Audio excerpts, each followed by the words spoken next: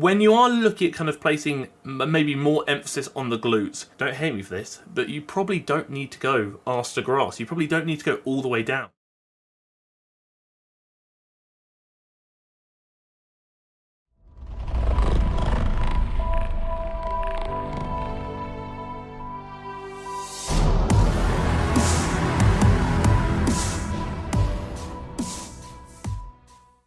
I'm going to be completely honest with you, I've absolutely butchered the hat today. I bought this hat because I thought, you know what, it kind of goes with the mini hat theme and it looks really cool. But then I realised it's actually meant to attach to a headband. But I don't have a headband, so instead all I have is a hat with this thingy to attach to headbands, and it does this. It doesn't do anything. That's a bit problematic, you see. I might have to make an appearance of the hat here and there, but I don't think it'll be a regular thing because I can't hold on there forever. Regardless, we're going to do a video today, obviously, and we're looking at two creators. This kind of follows on from the Caroline Sydney video I did about a month ago, near enough, where it's almost like a battle of the home workouts, we'll say, and an analysis of two similar workouts from two creators within the same kind of field. So obviously, in this stage, it's kind of home fitness. And the two workouts we're looking at, and the two creators, I should say, actually, we're looking at Heather Robertson, who is someone who has been popping up a lot in the comments, and yes, I will be looking at her Metcon series in a separate video, and because it is quite a hefty video, I figure it's probably something to do separately. So I'm also going to be looking at someone who I have covered many moons ago, which is Growingannanas. I think I've butchered that, but we're going to pretend I haven't. Before we do so, obviously we're going to crack on with the bits and bobs that need to be done. If at any point throughout this video you decide that you actually like this video, then please let me know you like the video by liking the video. 1,300 likes is the goal, so if we've reached that, I would very much appreciate it. And if you haven't already, and perhaps fancy it, please do consider clicking the red button down below to subscribe to the channel, and maybe even the bell next to it so you get notified when I upload every week, twice a week, but only if you want to. And if you have a question you want me to answer at the end of the next video, then please do consider dropping it down below in the comment section for comment question of the week, and I shall do so. It's comparison time with an occasional appearance from half a headpiece, we'll say. Both of the workouts we're looking at today are kind of booty glute workouts. This one from Heather is a no equipment booty workout, but for a lot of the cases, as I believe Heather does state, you can actually add resistance to it if you so wish. And this one from Growingannanas is a 20-minute booty plus inner outer thigh workout with weights, no repeat, lower body home workout. Again, you can also take resistance away from these movements. We're going to go through some of the exercises. I'm just going to give my opinion on these exercises for kind of home workout use, and also give my thoughts and opinions surrounding who I feel might best benefit from each of these workouts.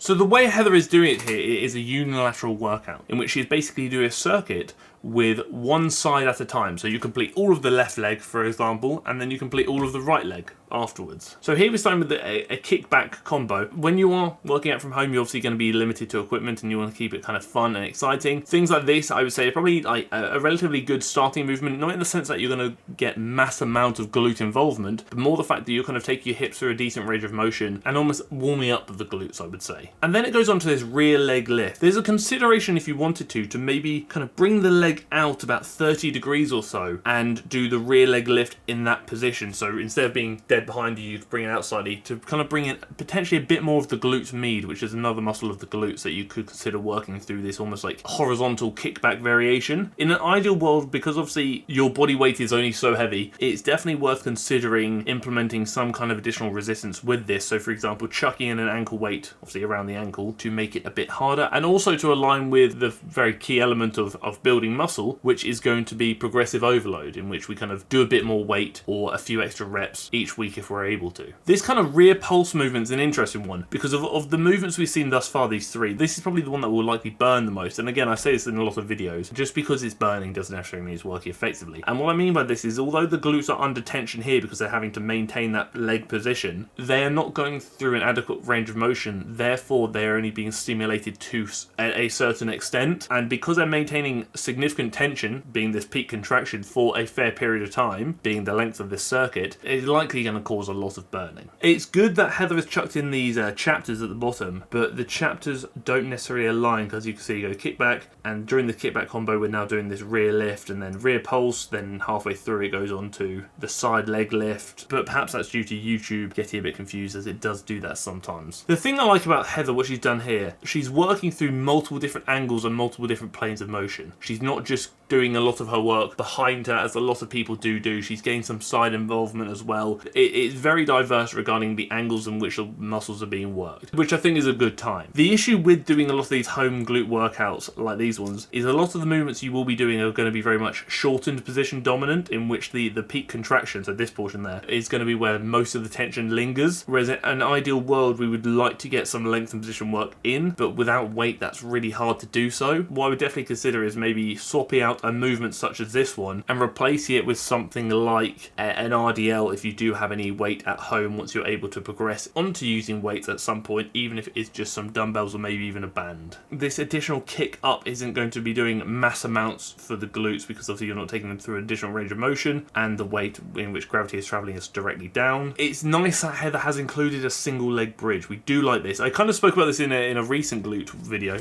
hat on. I really like the idea of taking a good movement like the glute bridge and turning it into a single leg variation, especially when you are working out from home, to essentially make a movement that is probably going to be a bit easy for a lot of you, or will eventually become a bit easy, even harder. Shifting all your weight from 2 legs to 1 leg is obviously going to increase the difficulty, therefore it's going to be progressive overload. So I think that's definitely a good shout. So this leg drop, obviously the working glute here is primarily going to be this left side in which the bridge is being held, but this kind of leg raise here is really going to bring in a lot of the hip flexes, because that's essentially what's going to be largely driving this kind of elevation here. So the good thing about this glute bridge as well that she's maintaining, which also aligns with the single leg bridge here, is that you see Heather is maintaining a pretty vertical shin angle here. So lots of times when people do glute bridge, they'll say, oh, I feel it too much in my quads, or this and this, and ultimately that largely comes from your shin angle. If you're getting too much knee flexion where your knee has travelled too far and your shin's essentially like that, your quads may work a bit more, other way your glutes may not be working enough, whatever it may be. But what we really want to try and do when doing any kind of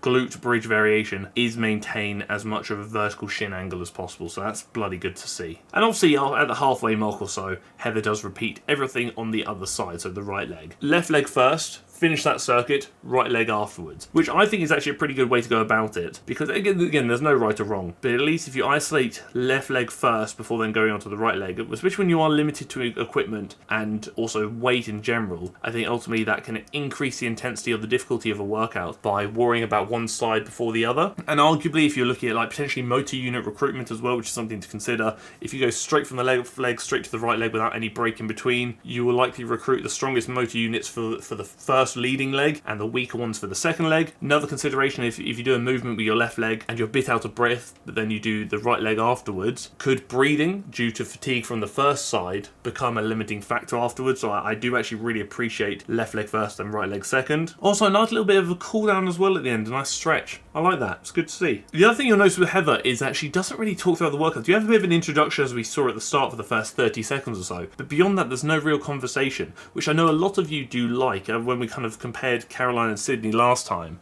a lot of you was either saying, oh, you like it when someone talks along with you, or you rather no kind of noise or just music alone, so you can just crack on with it yourself. So I think in that sense it really comes down to preference. Considering this is a no equipment workout, and Heather has stated that you can certainly add resistance if you want to, I think the exercise selection was fairly okay. Obviously a couple of movements I'd probably change here and there, but as a whole, I think the way Heather has structured this, obviously left leg first, right leg afterwards, and with the movements in different planes of motion, I think it's a pretty solid shout and is clearly been thoroughly thought about. Good start, I would say, very good start. So Growingannanas is a slightly different one, because as far as I've seen from this video alone anyway, there's no introduction, it's straight into it, as you're about to see now. So the chapters, obviously at the bottom, work out 40 seconds on, 10 seconds off, but the chapters aren't necessarily isolated to different movements, it's isolated to different segments of the workout in which the rest periods and working periods are changing. Another thing, it sounds really stupid, but another thing I do really appreciate when I see a lot of these home workout videos is the backdrop of all these videos is just usually really aesthetic. Like we saw Heather's, then we look at Growingannanas here,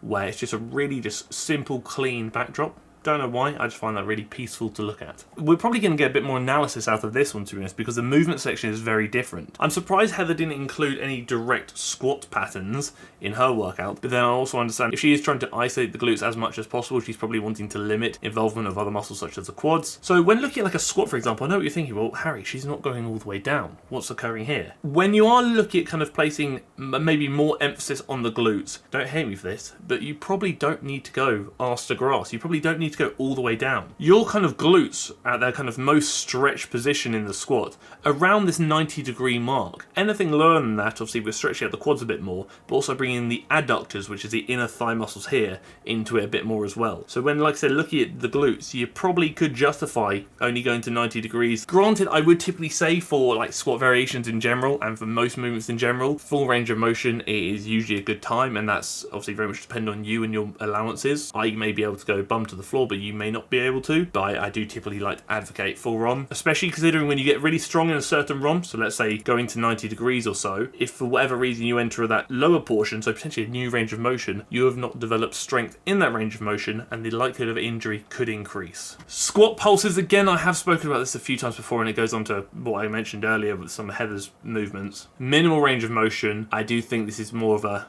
hurty it, not necessarily working it as effectively as you might think kind of situation. I would prefer a squat over a squat pulse, despite the fact that a squat pulse would probably actually burn more than the squat. Alternating lateral lunges, I think is a fine movement. I also don't necessarily think there's anything wrong with a regular lunge, but I understand why some people like to include movements like this for a bit of additional variation. Obviously you see she's not necessarily going below 90 degrees, which arguably, like I said, be better for the glutes. So we're essentially repeating the movement we've previously done, being the sumo squat, but with a dumbbell. You always kind of question, does this not replicate more of a sumo deadlift than a sumo squat? You see what I mean? Because obviously if you had a bar in hand, you would see that this is a sumo deadlift. If you had a bar on your back, you would see it as a sumo squat. So it always pondered my thoughts, always got me thinking that. The big thing here, which I actually kind of, I would lean more towards holding the dumbbells here rather than up on the shoulders, because if you essentially hold them up on the shoulders, you're kind of anterior loading that movement, which means other considerations like the core come into it when thinking about what could fatigue first. So if you're holding dumbbells here, your core may give up before your glutes or your legs do, therefore it's probably not the best time. But if you hold them down by your legs and your grip isn't the limiting factor, then maybe the core may not be as much of a consideration or a concern. So because movements like this, like squat patterns and like lunge patterns, are typically a bit more lengthened position dominant when you're looking at glute movements rather than shortened position dominant, I would say if it is a lengthened position dominant movement, it would make more sense to hold that lengthened position as Growingannanas is doing here than it would to hold the shortened position. Holding that pause at the bottom is definitely a good time, because you're essentially holding the weight or holding resistance in almost like the most important portion of that rep. So I like that. That's really good to see. See, heel up sumo pulses is something I've never aligned with, because it's not changing how the glutes are working here. You're merely going on your tiptoes and bringing the calves into a bit more, which again I don't think is a great time. Don't get me wrong, you certainly can, it's just preference, but considering this is an inner outer thigh booty workout, additional calf involvement, is it necessary? The other consideration is shifting all your weight to your toes on one foot encouraging bad habits, i.e. shifting your weight forward when squatting, when ideally we want to kind of create a triangle of pressure, big toe, little toe, heel, thus evenly distributing weight across the midfoot when squatting, shifting it to your toes. Is that going to be a good time, or is that going to encourage, like I said, bad habits? And now we're on to the next portion, which is 40 seconds on, no rest. So again, a side lying leg lift, so we're going to more isolation work now. It's decent that Growingannanas has included a mixture of multi-joint movements and single joint movements, like that, that's bloody good. Again, a limiting factor with this is obviously the fact that you have limited resistance being your leg weight. Ankle weights would probably be a consideration here, or maybe even a band. You could wrap a band under this resting leg and use that to go through that range of motion. Probably not one of my favourite kind of glute isolation movements. I would prefer something like a kickback at 45 or 30 degrees or so for a bit more of the glute med, but this, you can certainly do this if you so wish. Similar to Heather, there's no talking throughout the workout. They're both very similar in that sense, where they just kind of just crack on with it and just leave you to your own devices sort of thing, which again, some people like, some people don't. Okay, good. Now we've got some glute bridges here. Same thing obviously applied to what I said with Heather, is if you find this too easy with the weight on the hips here, you can certainly shift it to unilateral, so you go from two legs at the same time to one leg at a time. Arguably, we would say this shin angle could maybe shift it forward a bit more, so the shins are a bit more vertical. If you are doing this and you feel like